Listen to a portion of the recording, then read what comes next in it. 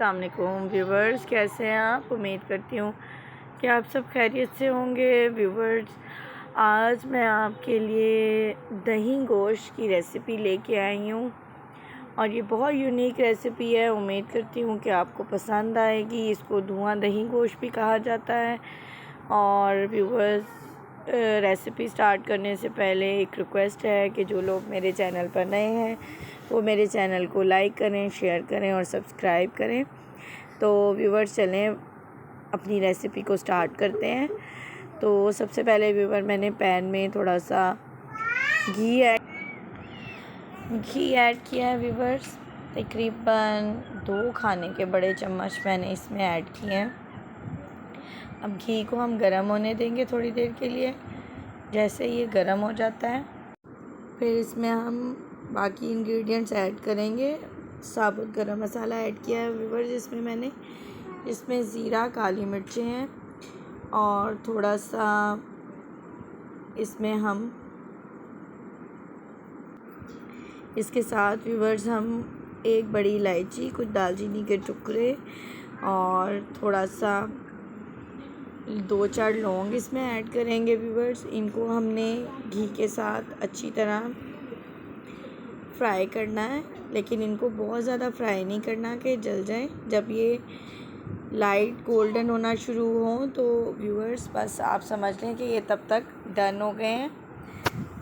अब व्यूवर्स, इनको मैं फ्राई कर रही हूँ घी के साथ। और व्यूवर्स, जिन लोगों को मेरी रेसिपी पसंद आती है प्लीज़ मुझे अपना फ़ीडबैक ज़रूर दिया करें। व्यूवर्स, अब मैंने इसमें लहसुन अदरक का पेस्ट ऐड किया है। 1 खाने का चम्मच लहसुन का पेस्ट और 1 खाने का चम्मच अदरक का पेस्ट ऐड किया है। ये देखें व्यूवर्स, अब हम इनको भी घी में फ्राई करेंगे और लाइट ब्राउन होने तक हम इसको भी फ्राई करेंगे और इसके साथ गोश्त ऐड करेंगे। व्यूवर्स, मेरे पास 1 kg बीफ था जिसको ऑलरेडी धोकर अच्छी तरह मैंने साफ़ कर लिया था। अब व्यूवर्स, हम इसी के साथ अपने गोश्त को अच्छी तरह फ्राई व्यूवर्स, जब तक गोश्त फ्राई हो रहा है हम मसाला रेडी कर लेंगे। व्यूवर्स, मेरे पास 2 बड़े प्याज थे और कुछ 4 या 5 हरी मिर्चें हैं जिनको मैं मिक्सी में पीस लूँगी।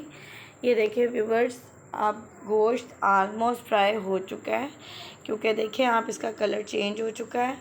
तो यही निशानी होती है कि गोश्त अच्छी तरह फ्राई हो गया है।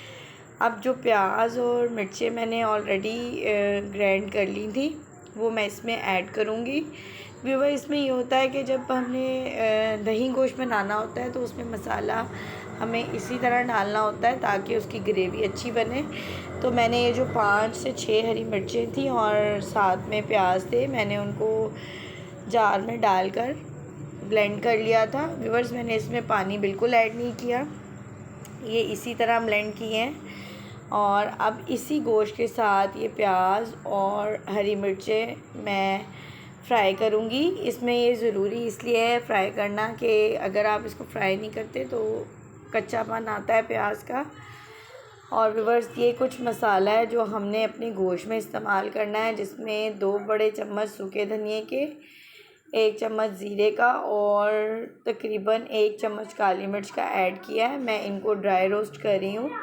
इनको ड्राई रोस्ट करने के बाद हम पीस लेंगे और हमारे गोश्त में सिर्फ यही मसाला ऐड होगा, इसके अलावा हम कुछ ऐड नहीं करेंगे। और साथ में नमक ऐड करेंगे। व्यूवर्स, ये बहुत यमी रेसिपी है और ये बहुत आसानी से बनती है, ये बहुत लजीज है। व्यूवर्स, ये देखें, अब गोश्त के साथ प्याज मुकम्मल तौर पर फ्राई हो चुका है और ये देखें घी अलग हो चुका है तो सारे मसाले से। अब इस स्टेज पर हम इसमें नमक और अपना पिसा हुआ मसाला ऐड करेंगे जिसको हमने ड्राई रोस्ट किया था। व्यूवर्स, इस मसाले को डालने से गोश्त में बहुत अच्छी खुशबू भी आती है और टेस्ट भी आता है। ये देखें व्यूवर्स, अब 1 चम्मच नमक ऐड किया है। आप अकॉर्डिंग टू टेस्ट भी ऐड कर सकते हैं, कम या ज़्यादा कर सकते हैं। ये देखें व्यूवर्स, ये मसाला मैंने पीस लिया था और अब ये मसाला मैं इसके अंदर ऐड कर रही हूँ। अब इसको हम अच्छी तरह मिक्स करेंगे। अब हमारा गोश्त गलने के लिए रेडी है। तो व्यूवर्स, अब ये करना है कि अब आप चाहें तो आप इस पैन में भी इस गोश्त को 45 से 40 मिनट के लिए गला सकते हैं, लेकिन मैंने इसको प्रेशर में डाला क्योंकि मुझे रेसिपी थोड़ी जल्दी रेडी करनी थी, इसलिए मैंने इसको प्रेशर में डाल दिया था। और अब मैं इसको तकरीबन 10 से 15 मिनट के लिए रखूँगी और ये रेडी है। देखें, गोश्त बिल्कुल रेडी हो चुका है। मैंने इसको 15 मिनट के लिए प्रेशर लगाया है। अब व्यूवर्स, टाइम है इसकी भुनाई का अच्छी तरह।